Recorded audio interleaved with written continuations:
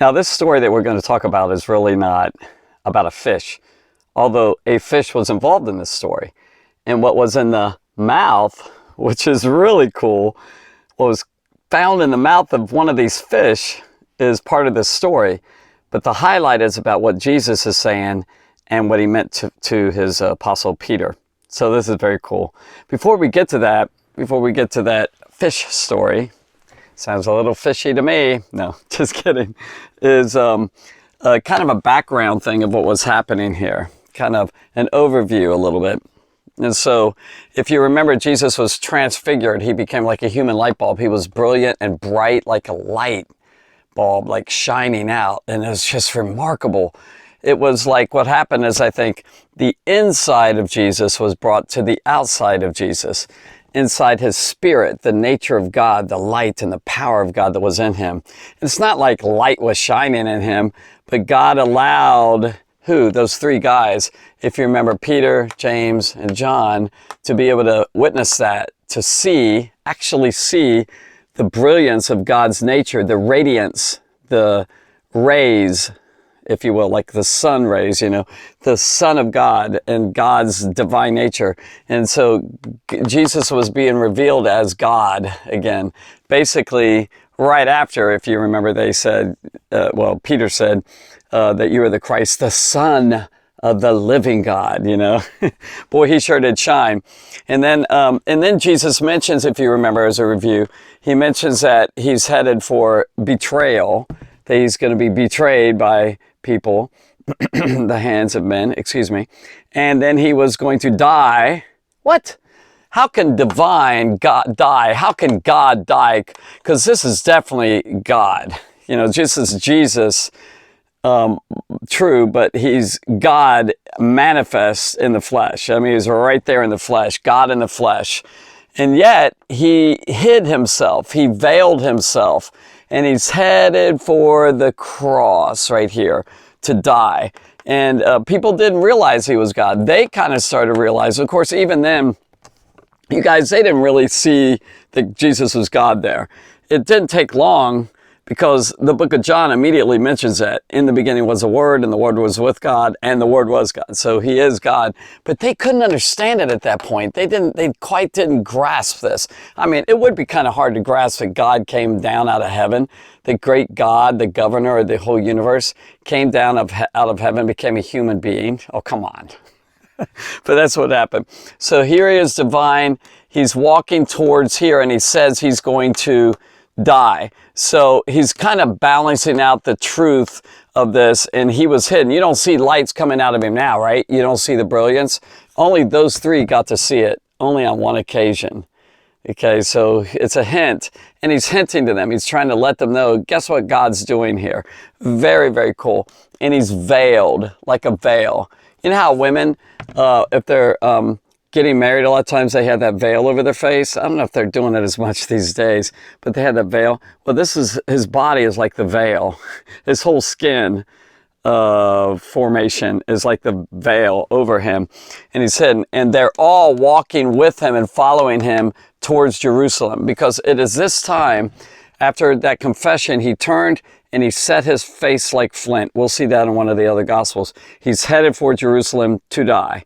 But I just want you to kind of know the significance. I'm afraid that I passed through that too fast, and that we can't, or maybe you didn't catch the idea that this is God who's headed for the cross, which is pretty cool. Of course, it was the human Jesus that died. God himself never did die. Wow, my light is going out. That's interesting. I'm not sure what's going on here. Interesting. Speaking of light.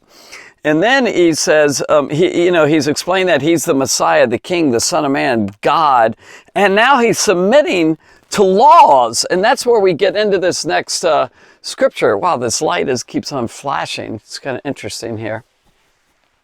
But this next story is where people come to him. Now, he's in Capernaum now, and he's at this city. He's probably at Peter's house, Peter and Andrew's house.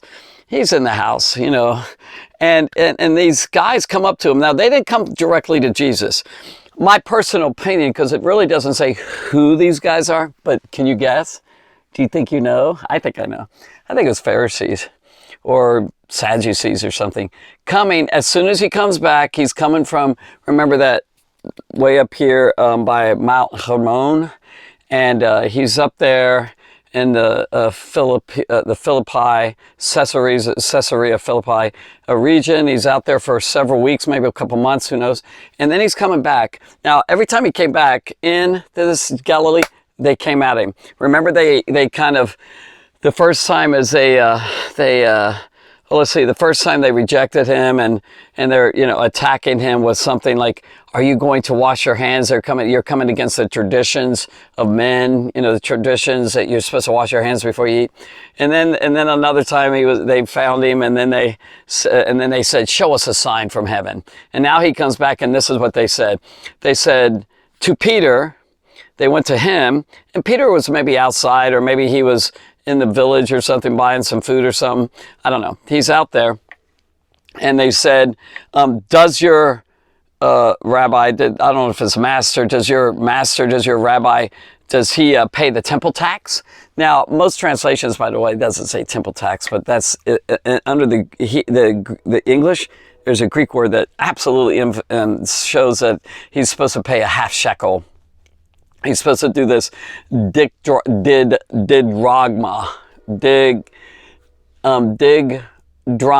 No, I can't think of it. It's I can't think of it. It's digrama. I have it right here. Drachma. That's it. I couldn't say it. Drachma is what it is. And so he's supposed to pay this, two of these. Anyway, he's supposed to pay this temple tax. It's like a tax on for the Jewish people. They paid once a year, and it sounds low to us, but it was money.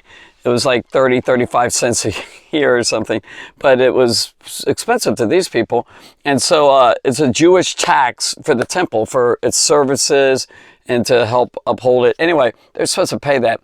And Jesus wasn't there, but Peter said, yes, he pays. That's his answer right away, just quick. Yes. And then he goes into Jesus, I guess while they're still standing there, he said, hold on for a second. And he goes into Jesus, or maybe they followed him. It doesn't say where he was, but he wasn't right with Jesus. And he came into Jesus, and before Peter asked this question, hey, these guys are wanting to get the temple tax. You're supposed to pay this sort of tribute type tax here. Jesus knew what was asked. Now, he could have overheard it. It's possible. The Bible doesn't say. Or actually, he could have known. I think he knew. Kind of reminds me of Elisha, and in the Bible. And but anyway, Elisha kind of knew what was happening with his servant.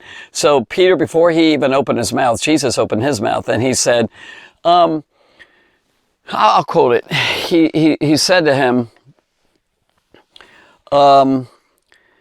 what do you think, Simon? By the way, notice he's calling him Simon here. It says his name. Peter is just a nickname. If the kings of the earth, he says, if the kings of the earth, of whom do the kings of the earth take like taxes? They're supposed to pay the kings, the subjects of the king is supposed to pay the king taxes. King for his army and for protection and for the land and all that. He says, is it who do the kings of the earth get their money from? From their own children, from their kids, or from the subjects of the kingdom? Like not the kids and all. And Peter guessed, and he said, I get that it's the subjects, it's the people of the kingdom. Some translations says strangers, but it's not talking about foreigners. And Jesus said, then the children are free. In other words, the king is not going to say, okay, children, pay your taxes. They're free from taxation, being taxed. And then Jesus goes on and says, however, even though the children are free, however, lest we should offend them. Like, I don't want to offend these guys who are asking for the money. He's saying that we're really free. We're children of God's kingdom. And we're children of God's kingdom, and God's not going to cause us to pay taxes, But he said, so that we don't offend these guys, we don't want them like, hey, come on, you're supposed to pay taxes and all that. By the way, it is a command in Exodus 30, I think it is, 13 through 16 or something like that. There was a half shekel that you're supposed to pay every year. Everyone 20 years and up. Okay, so then he says, what I want you to do, we don't want to offend them. We're going to go ahead and pay. Even though I'm God and I'm divine, I'm going to be subject. I'm going to submit myself. I'm going to obey the laws. Now, that's a great example for us, even though we're sons of God. And really, the Bible says that blessed are the meek, for we are inherit the earth and everything is ours as Christians. It's pretty deep. He says, oh, you're going to have to pay. We're going to pay. He submitted himself. He humbled himself. See, this great God who was transfigured and all that, and as the Son of God, was actually humbling himself and saying, no, we don't want to offend these guys. Go ahead and pay. So that's the same thing we should do as an example. He's trying to teach Peter and the apostles a lesson here. Now, the others weren't, maybe they were out. Maybe they're back with some of their friends at Capernaum. Maybe some of them were married and they went back with their families for a little bit visiting. I don't know. Or maybe they were just not around. But Peter was there. Or maybe they were around. But he's talking directly to him. And it says, what I want you to do is go to the sea. I'm pretty sure it's probably the Sea of Galilee. It's right there. And cast a hook. You know how you have a hook to get that fish? And so he said, what I want you to do is throw in a hook, get some bait, throw in a hook. By the way, this is the first time and the only time in the New Testament that they weren't throwing nets. Every time it talks about fishing, it's throwing a net or a drag net. We've talked about that, but not just a single hook with a single fish. And so he said, cast a hook, and what the first fish that gets hooked, and you catch it, that you bring up, you catch it. He said, when you open his mouth, you'll find a piece of money. How about that for you? You will find a piece of money. I'm trying to see if I have money right around here. Yep, here. And you'll find a piece of money like in that fish's mouth. That's so cool. This actually happened. I love this. You'll find a piece of money in the mouth and take it and go pay them, go give it to them, the people who are looking for the tax, for you and me. So whatever fish you catch, you're going to find a coin. This is too big of a coin for this fish, but you're going to find a coin in that fish's mouth right here. Okay, right there. He's just eating it. No, it's got stuck somehow. But it's so cool. Now, that's one of the miracles that Jesus did. It's the only one that only Jesus could do this. It's the only one that is like this. Oh, no, there's actually something else in the Old Testament. We'll get to that way later. But not quite like this. Like, okay, how would you like to pay your taxes? Ask your parents. Wouldn't it be cool if we go fishing and you find your tax money that you have to pay for, the government or something like that? Or you have to pay IRS or something. Anyway, you have money in a fish's mouth. That's so cool. I mean, really special story. So Peter went out there, caught the fish, found the piece of money, and paid those guys, and they went off. They tested him, I think. I think what they were trying to do, those people were trying to say, they're trying to get him to say, no, we don't have to pay it. In a way, we don't. We're God's children in the sense that we're now in his kingdom now. But they were trying to get him, try to test him and catch him in not obeying God's law in the Old Testament, yet Jesus humbled himself and obeyed God's law. I don't know. That's kind of a complicated story. I hope you got that. Maybe you could listen to it again. I could maybe repeat it and do it better. Did drachma. I can't get that. It's drachma. Drachma is a word there. And it's... every Jew, I'll kind of read this note here. It's equal to half a shekel, and so yeah, so it's kind of cool that they found that money, that half a shekel there, and it paid the taxes that they were supposed to do. Anyway, God bless you. Thanks for listening. And the next one is going to be a review of this big chapter. It's only 27 verses. It wasn't long, but boy, is it thick and rich and big. It's very good. All right, God bless you. Thanks for listening.